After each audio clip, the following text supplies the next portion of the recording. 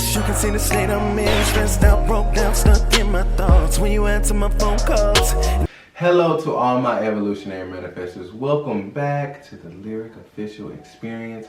For everybody that is new, make sure you like, comment, and also subscribe and turn on that notification bell so you can be notified when I release new content.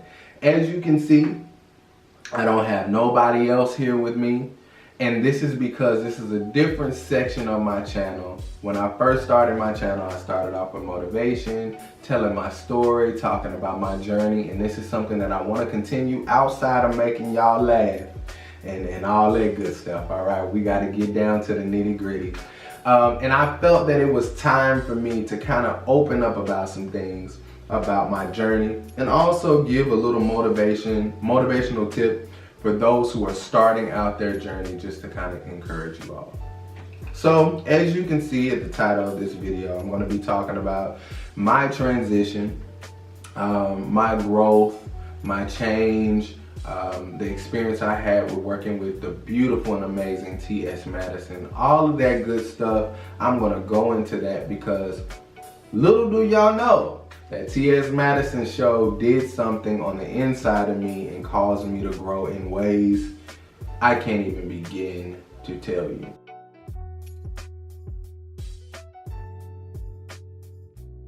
So when I first started my journey, and I kind of shared it with you all, I was going through a crazy breakup, and I was getting to the point where I realized that I was so codependent on other people.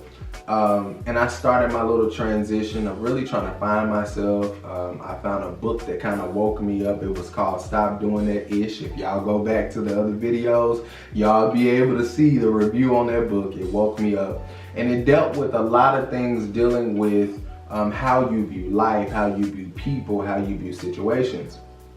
Well, when I stepped off into working with T.S. Madison, that was actually something that was crazy random. I literally saw her live, and her mother, it was her mother's birthday, and I decided to come onto the live and sing.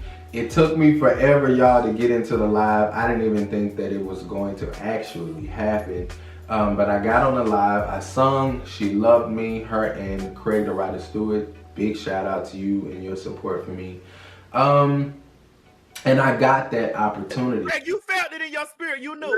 Craig, you knew. The people live for it. Lyric. Please tell the people where they can find you. Yes, you can find me Facebook, Lyrick Music. Lyrick is spelled L-Y-R-I-C-K. Last name on Facebook is MUSIQ. You can also follow me on Instagram at Lyric Official. Yes, that's Lyric Official. Okay, Lyric Official. Please, like that was really good, and I'm so glad that you kept trying, going out, coming back in, going out, coming back in. It was very well worth. Craig, listen, we getting our judges together for when we do this every week. Listen, your voice is like warm velvet. Like it is so smooth, and even like when you went down into your lower register and you did the, you know how Donnie has that. Yeah. Oh my God, yes. Where he's almost humming. Yeah. Like, you killed that. What a lot of people did not know, around that time I was going through major anxiety, lack of self-love and belief within myself. It was just so much going on, and that opportunity kind of pushed me into working on myself and figuring out what was going on with me, with my anxiety and all that craziness. Getting up every Thursday and doing that show was such a huge task, because one thing that a lot of people don't know about me, I'm not a type person, I don't like judging other people's skill. I don't like to judge other people's talent, because I don't like to be judged. And around that time, like I said, I didn't believe in myself anyway. So telling somebody else that they couldn't sing when I truly believed that I didn't have the skill or talent was extremely hard for me. And I paid attention to a lot of negative comments, a lot of negative situations. So waking up every Thursday and doing that show was so difficult for me, you all.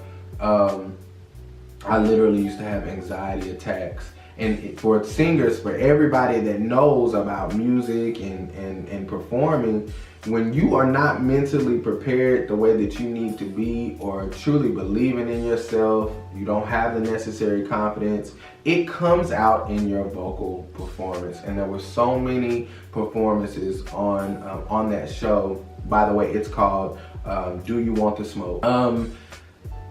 It was so hard because it messed up a lot of my vocal performances just off of nerves and not believing in myself. So I decided to kind of step back, look within myself in that time period, and figure out what was going wrong. That situation caused me to go through therapy. I decided to go through hypnotherapy.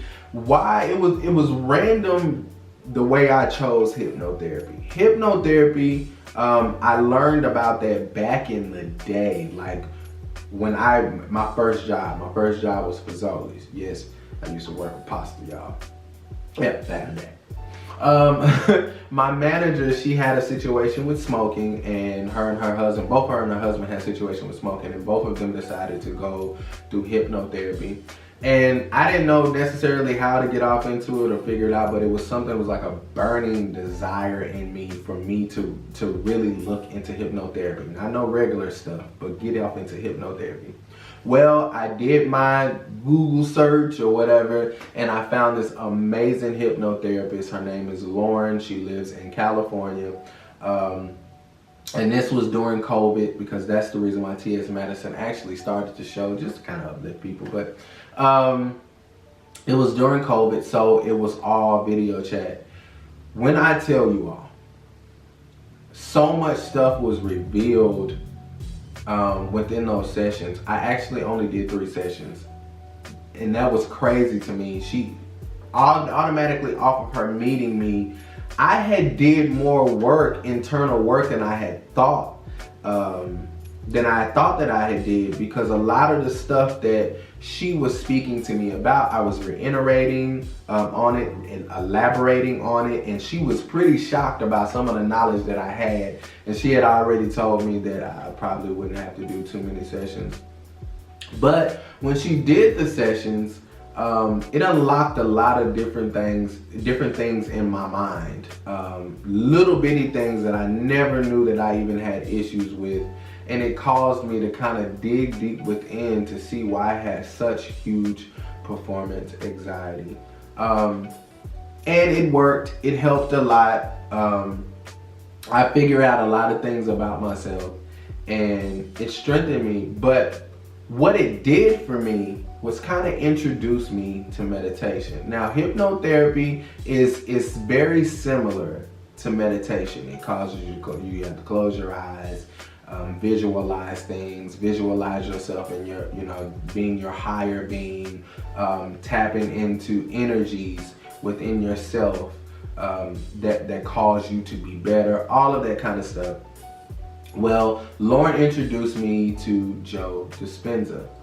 Joe Dispenza, if you all do not know who Joe Dispenza is, and you are just entering your journey of meditation and self-evaluation, growth, all of that kind of stuff, you need to check out Joe Dispenza. Joe Dispenza actually taught me how to meditate, how the body works, the chakras, all of that kind of stuff.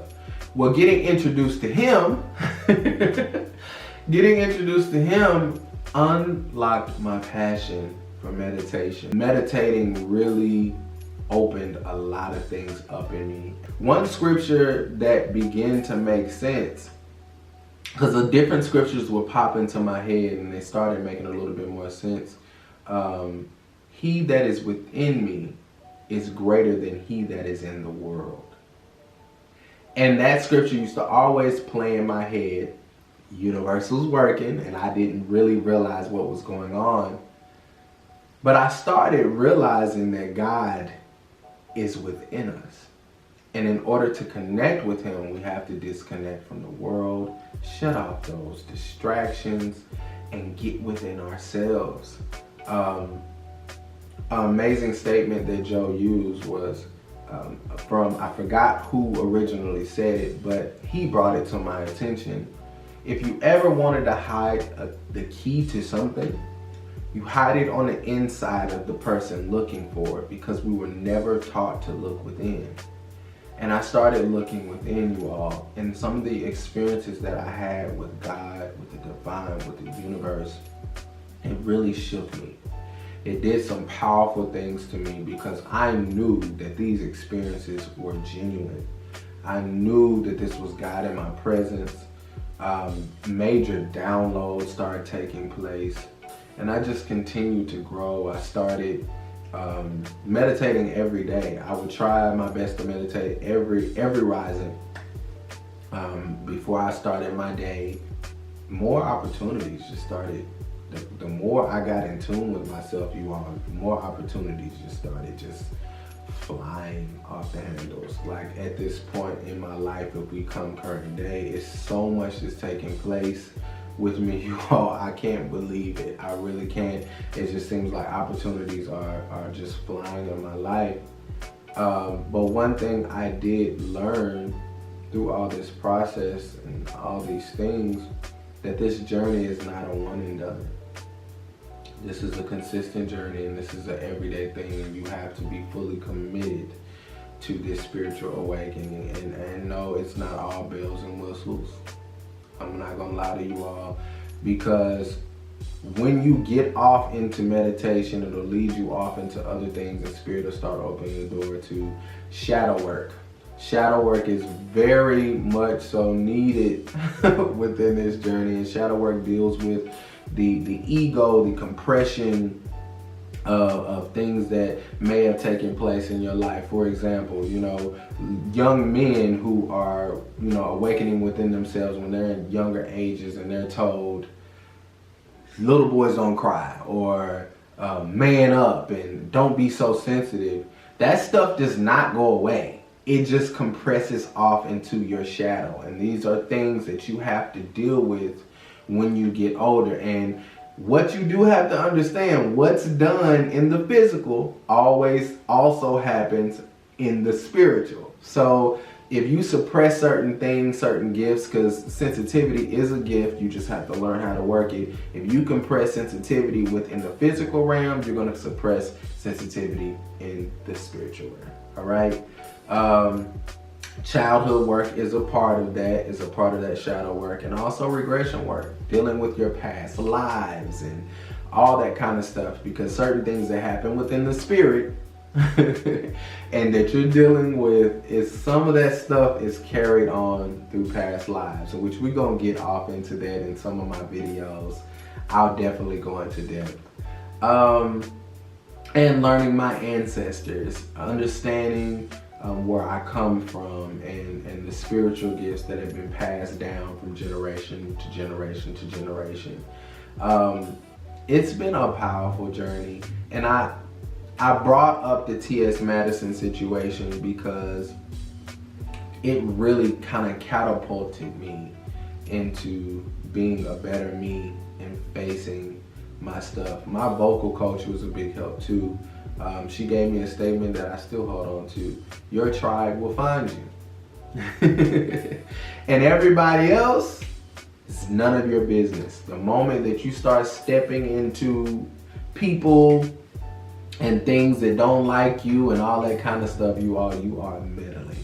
That's none of your business. Your tribe will find you. The vibrations that you put out into the atmosphere will attract the right people. The right people in your life and to be in your corner. So in the beginning of my journey, I compared myself to a lot of people, a lot of spiritual growth, and I felt like I was too late within my journey.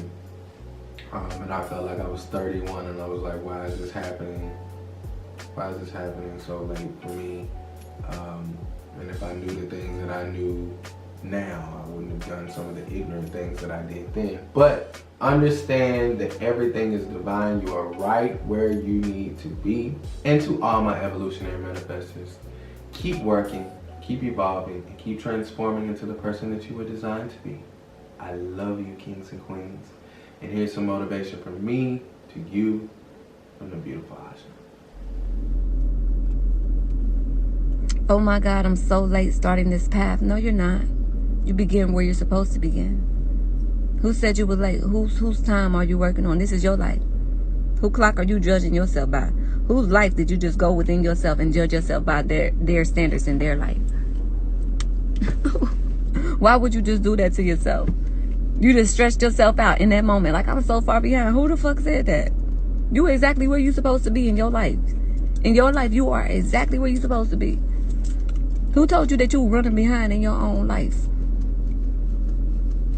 You right on time, baby, in real ass, trill ass life. You right on time. You can't be late for your own life.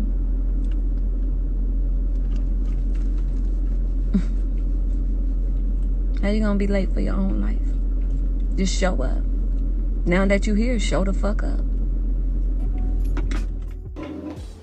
I love you all. You're never too late. Ashe, King.